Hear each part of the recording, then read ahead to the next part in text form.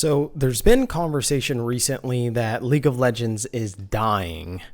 Now, this is a bold statement because realistically, League of Legends will never die unless Riot wants it to die by turning off the servers, just because there are too many players in the player base itself. So it's never really going to die, nor is it ever going to be like irrelevant as a game. But the colloquial term of what we're all using as League of Legends dying is, of course, the player base dramatically decreasing. And I actually think that's currently happening right now.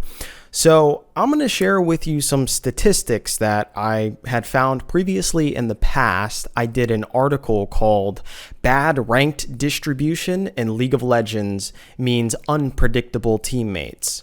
This was back in around June of 2023 that I did this article, where I had talked about the shift of the player base and how essentially when Riot introduced the Emerald rank, it threw everything into chaos. If you guys don't remember that time in the ranked ladder, Emerald tier specifically was just really chaotic, and there was a lot of skill variation within that particular elo. You were getting like people from gold or people from like low platinum that were getting into high Emerald games, and it was just really chaotic. And so I decided to get the statistical numbers of the ranked player base during that time, and I still have those numbers. So I'm going to share with you here the player base for at least the ranked ladder of what we know, because that's the only thing that we can measure, because Riot doesn't release their regular, normals or draft or ARAM player base so that we can actually see the entire player base. But this should still give us a good barometer of how much the player base is shrinking or, growing, as it were, because obviously if 50% of the player base or whatever is shrinking or growing within the ranked ladder, you can assume that's probably the same case for normal games. I don't see any reason why it would be. So what I have found is that the player base statistics for each server have literally been cut in half for ranked, which is wild. So we're talking 50% here.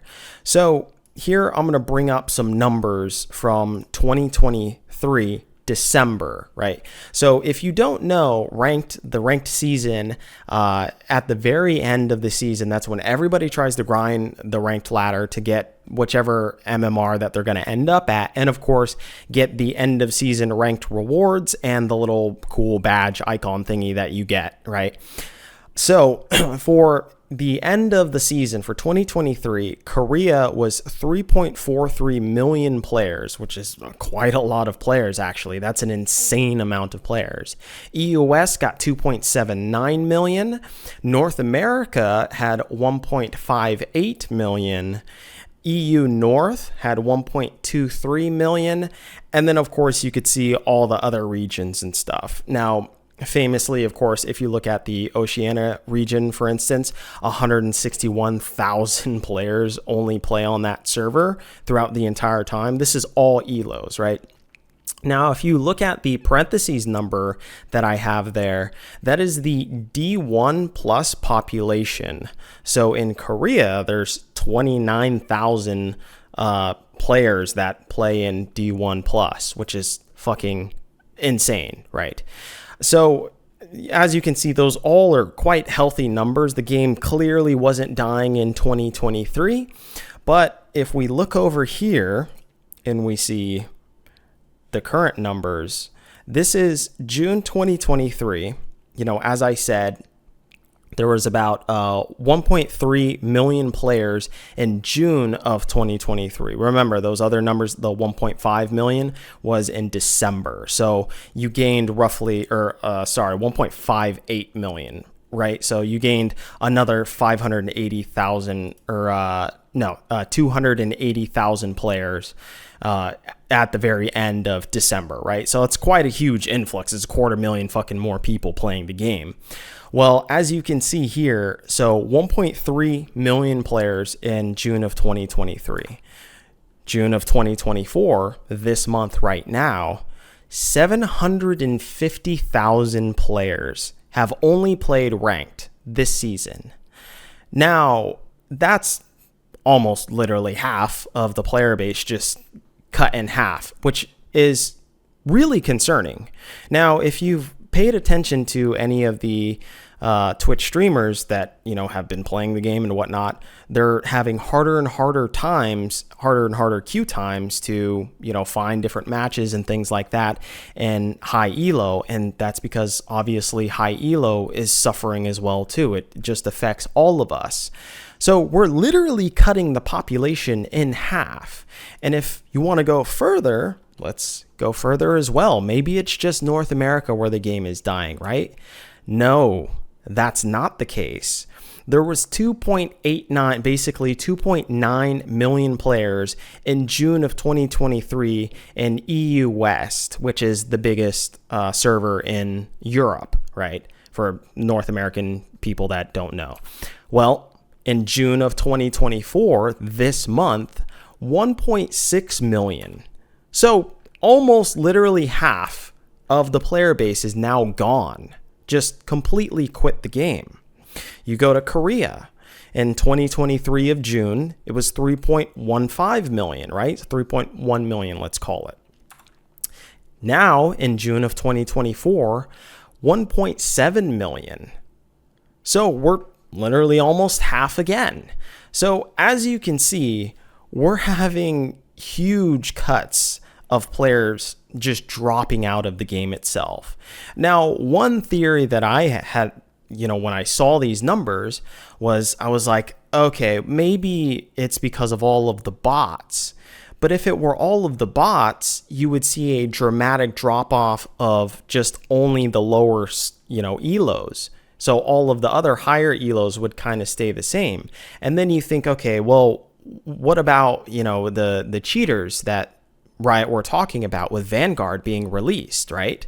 So Riot had obviously said that I think it was 1 out of 10 players in Masters were cheating, right? And obviously in Grandmasters and in Challenger, there aren't really a lot of cheaters because you can't be that skilled. Because the only difference between Masters, Grandmasters, and Challenger players is literally just thinking about the game and having better macro about like where to actually be on the map. That's the only difference. So if you're maxed out on mechanics in Masters, it's not really going to help you climb up if you're a scripter, right? Like not necessarily. But so you say only 10%, let's give it, in Masters. But let's go even further. Even in D4 plus, if 10% of everybody D4 plus is cheating, then it's still not enough of a population to cut the server literally in half. That would mean that 40% of the other part that are missing, from this year was bots, which I don't think that's realistic either. So we have this weird dichotomy of, okay, well, Riot clearly probably got rid of some scripters, not 10%. It was probably like, 3% or 5% of the player base tops, right? And then bots, maybe 20%. Maybe 25% total. So that's like 30% total. So you're still missing 20%. Like where the fuck did 20% of the player base just go? I think there's a lot of people that are actually dropping off. And one of the reasons why I say that is because last year, I gave you the statistics for last year of December and then of course June. Well, during June, they introduced the Emerald tier. That probably got a lot of old school players introduced back into League of Legends and saying, okay, yeah, maybe I actually want to start playing this game again. Maybe I can get platinum, and even though platinum is obviously now the new fucking gold, but everyone just thinks, oh yeah, I got platinum, I don't care, So I think that's what probably inflated last year's numbers too. So maybe we're getting a harder drop off than we previously realized, and we would have actually had last year if not for the rank change and whatnot of adding the extra tier. So really, we're having a problem with getting new players into the game, right? Like everyone says League of Legends is dying, and clearly it's because we're not getting new players. And I think that's a really valid criticism. And you think of the reason why that may be, and it's because we literally have no tutorial for new players. We have regular bot games. There's no campaign to, help new players get acclimated like some other, games or whatnot. You think of like the Call of Duties in the past or whatever. And so really there's no way for new players to get acclimated. And then hell, there's not even a YouTube series explaining the game at a rudimentary level. There's no like YouTube playlist or series from Riot Games that says, hey, here are the very beginnings of the game and here's how to actually play the game. There's nothing like that exist as far as to my knowledge. So there's no really easy way to actually enter into the game. And now we're having all of the old school players drop off and not obviously introduce all of their friends into the game anymore. So now you have this generational gap to where there are no new players because there are no older players being able to introduce it to the newer players. So there's this huge fucking gap. Now, there's the additional thing that I think I need to remind everyone that I think everyone is missing in this conversation, which is that if you think of Riot trying to do their own tutorial, the problem and the reason why I don't think they want to do that is because then they would have to actually kind of mandate more meta things, right? They would have to actually lay down on paper that, no, this is the actual meta, here are the actual roles and stuff, and here are the typical champions that you would need to play in these roles. So I'd like to remind you of in 2016, if you weren't around during that time, there was this huge famous drama called the Support Smite Singed drama. Right? This was back in like middle of 2016 or somewhere around there, where a fucking silver player would play Smite Singed support bot lane. And he would run around trying to steal enemy jungle camps from the enemy with his smite and fuck up, the tempo of the enemy jungler and try and win the game that way. And there was this huge fucking community debate. It ended up, I think, being like a 20,000K upvote Reddit thread talking about this. And people were arguing for, this guy being able to do this playstyle, and people were arguing against that he shouldn't be able to do it because he's ruining it for other people in the game. And obviously his ADC didn't opt into this, and so it's completely unfair for him to try and do this strategy with other people. And it would be different maybe if he were like higher elo and he was like diamond and actually good at the game, but he's not. He's in like gold or silver or whatever the fuck, right? And Riot came out and actually tried to ban this player. And they said, look, all the other players didn't really opt into this, that are your teammates. Now, if you tell them that you're going to do support Smite Singed and they're cool with it, then yes, you can play it. But otherwise, you can't. And this was one of the first times to where we had actual discussion from Riot about what the mandated meta was. And looking back on that, Riot have kind of put themselves in a predicament to where if they release a tutorial, this then puts guardrails on the game, right? Because it's literally telling players what they can or cannot do. They say, okay, here are the couple different champions that are good in jungle. Here's what a jungler typically does, right? They go from fucking red buff and your own blue buff and stuff, and they don't go into your own ally lanes and start smiting the enemy minions and stuff and start trying to take CS and shit, right? Or they don't play Seraphine jungle or Janna jungle or whatever the fuck, right? So that would have to be what they would say if they released a tutorial, is that literally this is what we don't recommend at all. If you do this, it kind of is a reportable offense. And they've kind of already taken that hard stance with the support Smite Singe debacle that happened in 2016.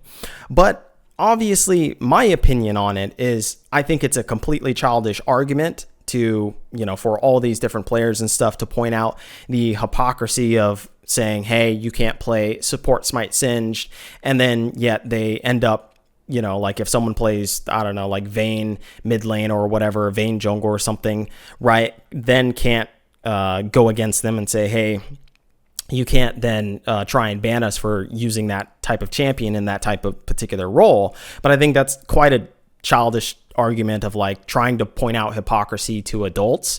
Like, really, it's just shut the fuck up, play the game with a decent boundary, and don't troll, and you'll be good, right? Like, so I think if they were to release a tutorial, it would just be better for everybody within the League of Legends sphere, right? It's not to say that they would necessarily hardline a particular meta that you have to adhere to, but it would definitely put some thin guardrails to say, hey, this is to help you out. This is to give you some training wheels as a newer player. That's something that they have to do, because otherwise they're just going to fuck their new player base. The new player base isn't going to have any formal tutorial to actually get them in the game. And guess what? On top of this, it's bad to not have a tutorial inside the actual game itself. Because if you're thinking, oh, okay, well, why don't they just kind of release something loosely on, say, a YouTube channel? Well, guess what? Maybe some of the new players aren't going to be able to look up, maybe they aren't going to know to actually go to the Riot Games YouTube channel and look up the tutorial for new players, in a playlist or whatnot. It has to literally be in the client, and it has to show people and have little different diagrams and be neat and pretty and stuff and packaged well in order for this new player experience to be actually successful. They can't half-ass it. So it has to be hard-coded into the game, I believe. And I think another good instance of kind of a shit new player experience was World of Warcraft. I think they had the same issue of gaining new players. Instead, they basically stagnated, and Blizzard just tried to tap into their old player base, especially with things like, World of Warcraft Classic, right? Was it? And the game was still largely pretty difficult to dive into as a new player to that actual franchise because they really didn't fix anything, right? And so everyone else kind of already knew what to do. So everyone accelerated past all the new, all the early level instances and things like that. And so it's just really difficult to get into the game as a new player if you don't start, right immediately day 1 or day 10 or whatever, because everyone else is already going to be super high level. Everyone else is already going to know what the fuck to do and how to do raids and things like that. So they had the exact same problem, but, the big difference being that World of Warcraft, WoW, is a subscription-based model versus Riot Games is obviously a skin-based or free-to-play model. So they can inherently tap into their older player base and constantly milk them versus Riot Games really can't, because skins don't work that way and they aren't necessarily guaranteed revenue, right? That's the big difference here. But I think one good thing that Riot could do is they could obviously do what everyone has been saying for the longest time, which is reduce the champion pool for lower level accounts and put them into maybe like a special queue. I would say like supplement a lot of those games with some bots as well, if the queue times obviously get too long, because you could restrict their champion pool and only have all the people under, say, level 30 or whatever, only have access to maybe 40 different champions. Because if you look at just the magnitude of the burden of knowledge of League of Legends, like even right now, me as a season 1 player heading into now it's season 14 now, I would not play League of Legends. It's just too high of a barrier of entry. If I were to start in 2024, there's no fucking way I would play this game at all. Just being straight honest, because there's 169 champions with the new champion being released in like a couple weeks, times 4 abilities. People always forget that part. They always quote like the 160 or 170 champions. Times 4 abilities. That's 676 abilities. That's an insane amount, plus a fucking passive for each champion, which you may or may not need to know as a beginner, right? Like Veigar, Ornn, Kayn, Jace, those are all pretty good passives to know about. You don't necessarily have to know about them. Maybe Kane and obviously Jace do, because they switch forms and shit like that. But versus, a passive you don't really need to know, like Shyvana or Ezreal. I don't even know what the fuck Ezreal's passive is, or Nocturne, right, with his slash and shit. Like, you don't really need to know that as a beginner. Yeah, it's nice to know, but it's not going to be like a life or death for the most part in the game itself. So that's a lot of different fucking abilities that you need to learn as a player, right? Because it's not only do you need to learn it if you play the champion, but obviously if you play against the champion. So, and it's not just the abilities themselves, but roughly how long the cooldowns are, right? Because you need to know when you're actually in threat range, when they actually have that cooldown. Is Nocturne's ult up? Well, I only know that Nocturne's ult is about like 90 or 110 seconds, right, for his first level cooldown. I wouldn't really fucking know that if I was a new player. I would just think, fuck, okay, this boogeyman guy is going to get me anytime I go out. I don't know how long that cooldown is. So it takes a lot, and I think a lot of experienced players seem to forget that. Now, what I think another addition that Riot could do to improve the new player experience is create more intimate relationships with the champions themselves. When you unlock a champion, I think there should be like some cool video or some shit, right? With like a quick synopsis or something about their lore, which with like cool cinematics or some shit, like the cool cinematics of like Lux or whatever, back in the early days when they actually used to release cinematics for champions. Currently, there really is no romance or storyline with a lot of these champions. Like, you can go throughout the entire League of Legends, like playing the game, without really knowing any backstory of any of the fucking champions. So I think if they were to add that inside the client, like right when you unlock a champion, it does, a cool 20-minute video showing the story of the champion as like a quick synopsis or whatever, and it's like cool graphics and shit. That would be really cool. And then maybe I would actually want to play that champion more, depending on how cool their story is. And I think this also would have helped incredibly with the influx of, obviously, the attention of Arcane. Everyone is saying, I think Papa Smithy said on Twitter, Riot completely dropped the ball because they didn't reinvigorate or redo the new player experience before Arcane dropped. That would have been the obvious time to do it, because obviously there was a huge or a decent influx of new players trying to play the game, and they probably all left because the game is too fucking complicated. So I think at least at bare minimum, they should start unlocking champions with like different levels and things. Like Riot should now be able to give champion freebies, since there are just so many fucking champions. Now, to be fair, I'm not sure if they do this currently already. I know in the very beginning, usually you're given a generous amount of BE, they call it, right? The blue essence, the fucking little token things that allow you to unlock champions. And there are a lot of very cheap champions. I think the lowest level starts at 450, and generally you get about 100 BE per game that you play. So in about 4 games time, you'll be able to unlock one champion, and then you get, they still do the free champion rotations, I think every week, every 2 weeks. I have all the fucking champions unlocked, so I don't know any of this shit anymore, but they unlock different champions each week. But that's also a little bit burden of knowledge, right? To like have to learn fucking all these different champions. I think it's like 14 different champions every week or every 2 weeks. That's a lot of different champions to, like actually remember and recognize, along with all the other champions that you've unlocked and things like that so quickly.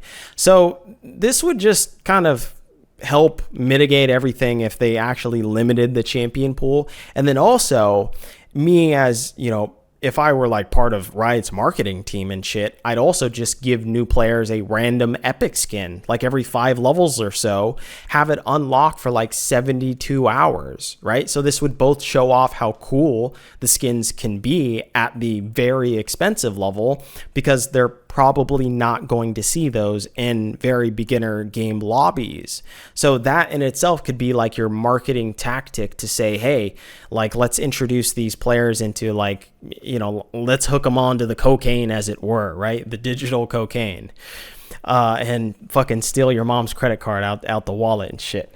By the way, you guys should fucking subscribe now. That's my form of stealing your mom's money or whatever, even though I don't really get any money from the subscriber anyways. I should change that. So anyways, so as far as the esports side of things, so this whole discussion came about largely because Arnold, the CEO of Gen G, ended up tweeting out that he's worried about the future of League of Legends esports, particularly in Korea, because they are even showing signs to where they're running out of a player base.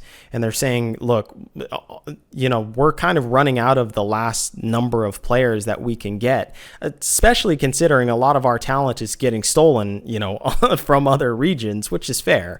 But it's also that we're just running out of talent. And where am I going to find, you know, the next Chovy or whatever? And he's right, because if you look at just even the esports side of things, NA viewership is down, LEC viewership is down, LCK viewership is up, which is good, and then LPL viewership, who really fucking knows outside of the Great Firewall of China, right?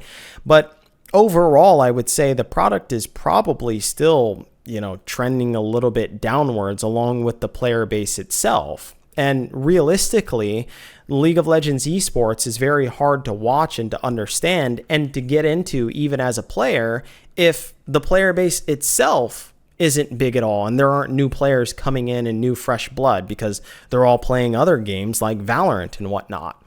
So largely, I think this is a huge fucking problem that Riot, you know, needs to address. They need to try and do a new player experience.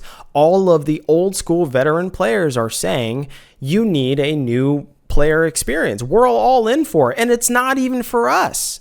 Like, dude, if you don't have it, that could be the biggest buy-in of all from your entire player base, is that you have buy-in from your veteran fans to say, hey, take some expenses, stop doing all of, I don't know, these champion reworks or whatever the fuck, take some resources from there, we don't mind at all, and put some of that towards your new player experience. Seriously, like maybe even do like a new player skin campaign to where a part of the proceeds of the skin go towards reinvigorating the new player experience, right? Like maybe do something like that. 50% of or 100% of the proceeds go into a pool that says, okay, we're going to revamp the new player experience. Let's see how much the veterans actually want to help the new guys. I think you would get a ton of fucking people doing that. And honestly, you'd probably get a huge buy-in from the esports teams as well too.